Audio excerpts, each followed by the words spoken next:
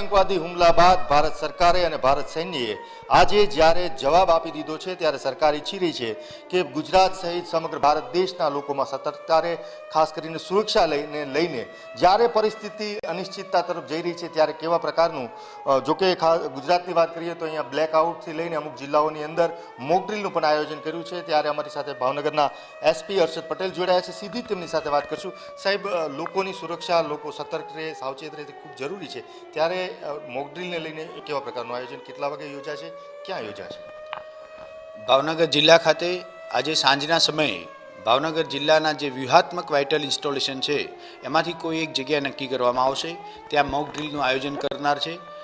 આમાં સુરક્ષાની તમામ એજન્સીઓ અને કલેક્ટર કચેરી ખાતેની જે એજન્સી છે એ તમામ ભાગ લેશે અને જે જગ્યા ઉપર મોક ડ્રીલ થનાર છે એમાં તમામ મુજબના નીતિ નિયમો પ્રમાણેનું મોક ડ્રીલ થાય એ મુજબ તમામ પ્રયાસો ચાલી રહ્યા છે। સાહેબ, એક એવી પણ વાત છે કે સાંજનો એક સમય નક્કી કરવામાં આવ્યો છે 7:45 થી 8:15 સુધી, તો બ્લેકઆઉટ કરવાની વાત છે, તો એમાં લોકોએ કેવા પ્રકારનું ધ્યાન રાખવાનું રહેશે? આજે સાંજે ભાવનગર જિલ્લાના તમામ તાલુકા પ્લેસીસ, ભાવનગર શહેર અને તમામ ગામડા ખાતે 7:45 થી લઈ 8:15 સુધી તમામ રેસિડેન્શિયલ ઇન્ડસ્ટ્રીયલ લાઇટો બંધ કરી બ્લેકઆઉટની એક્સરસાઇઝ થનાર છે, જેમાં 7:45 વાગે 2 મિનિટ માટે પોલીસની ગાડી અને ફાયર બ્રિગેડની ગાડી તથા અન્ય સાયરન વગાડવામાં આવશે।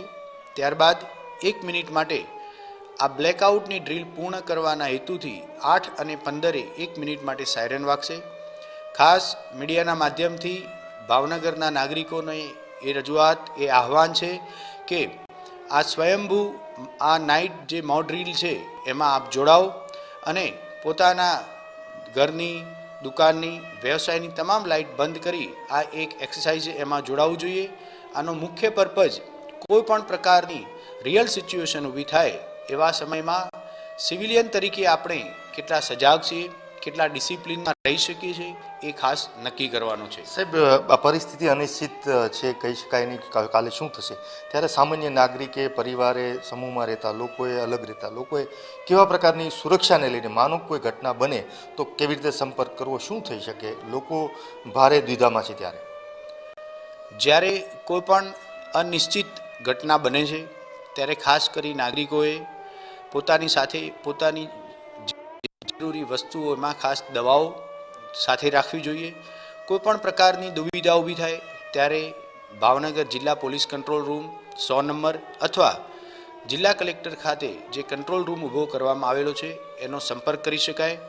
અવારનવાર અહીંયાથી બંને તંત્ર મારફતે જે જરૂરી સૂચનાઓ છે એ મીડિયાના માધ્યમથી નાગરિકો સુધી પહોંચાડવામાં પણ આવશે।